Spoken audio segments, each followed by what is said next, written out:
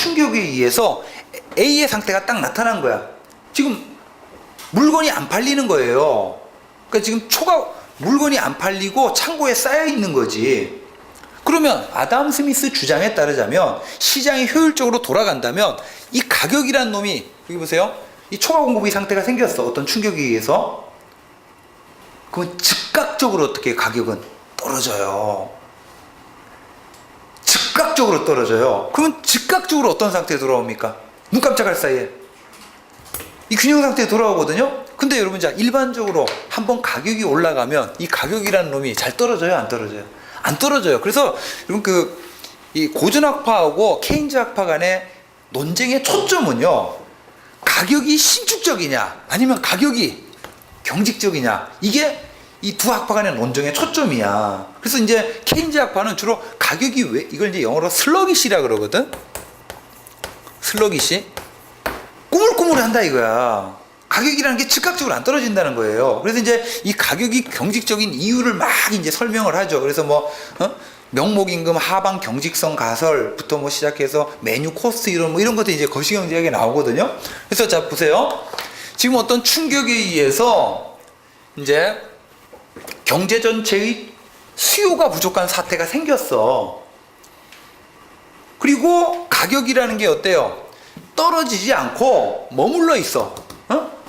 한번 높아진 가격이 안 떨어지고 머물러 있어요. 그러면 이 초과 공급의 문제가 해결이 됩니까? 안 됩니까? 안 되는 거죠. 이게 누적이 되는 거죠.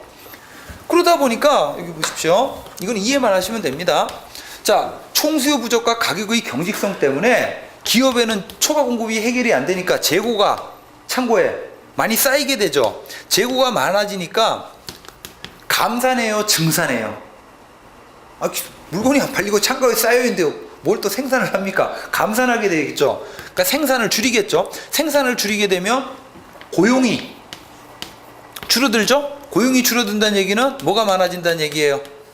실업이 많아진다는 얘기지. 실업이 많아진다는 얘기는 달리 표현하면 소득이 줄어든다는 얘기고, 소득이 줄어들면 어때요? 소비가 줄어드는 거죠. 그러면 총수요는 점점 더 부족해지는 거죠. 이런 경제의 악순환의 고리가 생기면서 이제 자본주의 시장 경제 체제를 망가뜨렸던 사건인데, 지금 이 자체가 뭘 뜻합니까? 대공황이 생겼다는 것 자체가 시장 성공이야, 시장 실패야? 시장이 실패죠. 사회 문제를, 자원 배분을 제대로 해결하고 있지 못하고 있는 거잖아요. 그러니까 누가 개입을 해야 된다? 정부가 개입을 해야 된다라고 이제 케인즈가 주장을 하면서, 이때 미국 대통령이 누구죠? 1930년대 미국 대통령이 그 유명한 프랭클린 루즈벨트는 두 사람이 있어요. 그러니까 대공황 이전에 루즈벨트가 있었고 1910년대 이건 테오도어 루즈벨트, 테디 루즈벨트라 그러는데, 여러분 그 여학생들 그 테디베어라는 곰 있죠? 그 테디베어라는 곰이 그 사람 때문에 온 거야. 인터넷 쳐보세요, 나와. 자, 이건 이제 프랭클린 루즈벨트입니다. 루즈벨트. 그래서 이제 루즈벨트가 이 케인즈의 조언을 받아들여서 대공황을 극복하기 위한 대대적인 정책, 연방정부의 정책을 추진하게 되죠. 이게 그 유명한 뭡니까? 뉴딜 정책이라는 거죠. 이 뉴딜 정책은요, 이 대공황을 극복하기 위한 정책의 집합체거든요. 어느 하나가 아니야. 근데 이 뉴딜 정책의 대표적인 사업이 뭐냐면 테네시강 유역 개발 사업이라고 해서 정부가 테네시강 유역을 개발하는 대규모 토목 사업을 실시하는 거예요. 4대강 사업과 같이. 그럼 그 당시만 하더라도 중장비가 발달해 있지 않다 보니까 그런 토목 사업하기 위해서 뭐가 필요해요? 노동력이 필요하죠. 그럼 그 노동력이, 자, 지금 거리에 뭐로 배회하고 있어요? 실업자로 배회하고 있잖아. 이들이 어디에 흡수가 돼요? 테네시강 유역에 흡수가 되는 거지. 그럼 그날 뭐를 받아요? 일당을 받죠? 그럼 소득이 좀 생기니까 뭘 합니까? 그거 갖고 빵 사고 옷 사고 소비를 하게 되고, 그러면 총수요 부족의 문제가 좀 해결이 되죠? 총수요 부족은 해결되지만 가격은 여전히 경직적이에요. 그죠? 근데 대신 총수요 부족이 해결이 되니까 기업의 재고는 어때요? 줄게 되고, 재고가 줄어드니까 생산 늘리게 되고, 생산 늘리기 위해서는 노동자 채용해야 되죠? 이런 식으로 이제 경제의 악순환의 고리가 선순환의 고리로 바뀌게 되는 계기가 되죠. 그래서 하여튼 이제 자본주의 역사에서 가장 이제 힘들었던 시기가 이 대공황의 시기인데, 그래서 미국 영화들 이렇게 보면 이 대공황을 배경으로 한 영화들이 굉장히 많아요. 그 가장 최근에 나왔던 영화가 그 좀 됐는데 그 영화 그 좀 감동 그러니까 별표가 좀 평점이 한 9점대 가까이 되는데 저기 뭐더라? 이런 기억 못 하겠다. 좀 된 영화인데 그 러셀 크로우가 나오는 영화인데 권투 영화인데 갑자기 뭐야? 밀리언 달러 베이비. 밀리언 달러 베이비 그거는 그 여자죠. 그죠? 그거 비슷한 건데 뭐지 이름이? 러셀 크로우가 권투 선수 제임스 브래독이라고 이제 대공황 시기에 실제 이제 실존했던 인물인데 뭐 그런 영화도 있고 또 저거 하여튼 꽤 많아요. 생각이 안 나는데 잘. 자, 여튼 자 지금 이렇게 이제 대공황을 계기로 해가지고 정부가 시장에 대폭적으로 개입을 하게 되고 이 과정에서 정부의 역할이 급격히 이제 팽창하게 돼요. 그래서 이제 그 이전의 이제 자유방임 국가와는 새로운 정부의 모습이 나타나는데 그거를 뭐라고 표현합니까? 20세기의 행정국가라 그래요. 자 그러면 20세기 행정국가는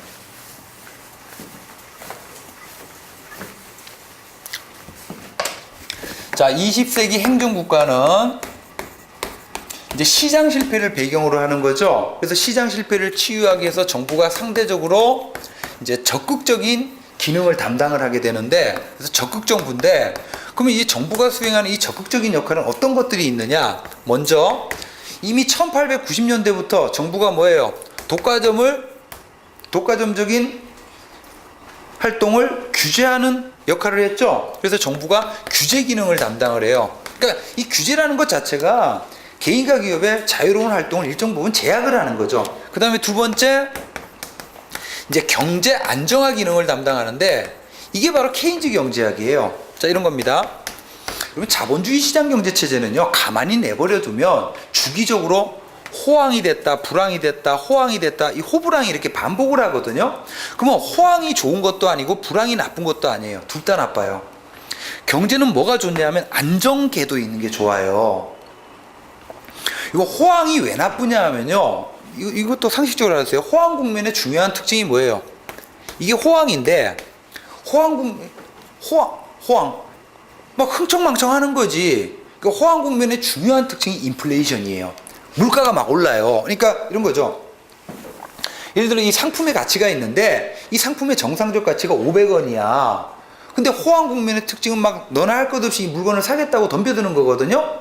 그러면 얘가 500원에서 600원, 700원 막 올라가겠죠. 그럼 여러분 대개 정상적 가치가 아까 500원이라 그랬죠.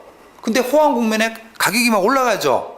그럼 정상적 가치를 초과해서 가격이 상승하는 부분을 뭐라고들 표현하죠? 거품이라 그래요. 거품. 호황 국면의 중요한 특징이 거품이거든. 그래서 인플레이션이 막 발생해요. 근데 이제 이 거품은 낄 때까지 끼다가 어느 순간에 딱 도달하면 어떻게 해요? 거품이 쫙 꺼지죠. 그래서 쫙 주저앉아요. 이게 바로 대공황이었어요. 대공황 직전에 미국의 주식시장이 엄청나게 잘 나갔어요. 1920년대 여러분 1920년대에 뭐 헨리 포드, 포드 자동차 막 나오고 그 위대한 개츠비라는 영화 있잖아요. 그 위대한 개츠비라는 영화는 그 대공황 직전 상황이거든. 막 흥청망청하던 이런 시기였죠. 그러다가 이제 쫙 주저앉는 거죠. 이때 어떻게 해요? 그래서 다시 호황 국면의 특징은 뭡니까? 인플레이션이에요. 그래서 이제 지나친 과열, 정부가 어떻게 하냐면 지나친 과열에 그러니까 인플레이션이 발생할 조짐이 딱 보이면 정부가 탁 개입해가지고 잽싸게 이렇게 안정궤도에 돌아오게끔 해요. 이때 쓰는 정책이 주로 긴축 정책이지. 긴축 정책. 자, 그 다음에 불황은 이 국면이죠. 이렇게 주저앉는 거죠. 불황에서는 왜 문제가 되냐면 실업이 많아져요. 실업이. 그래서 이 불황 국면이 보인다. 그러면 정부가 딱 어떻게 합니까? 딱 개입을 해가지고 빨리 이렇게 안정궤도에 돌아오게끔 해요. 이때 쓰는 정책은 긴축 정책이 아니라 이걸 확대 정책이라 그러죠. 그리고 요즘에 언론에서 경제신문에서 확대 정책을 뭐라고 표현하죠?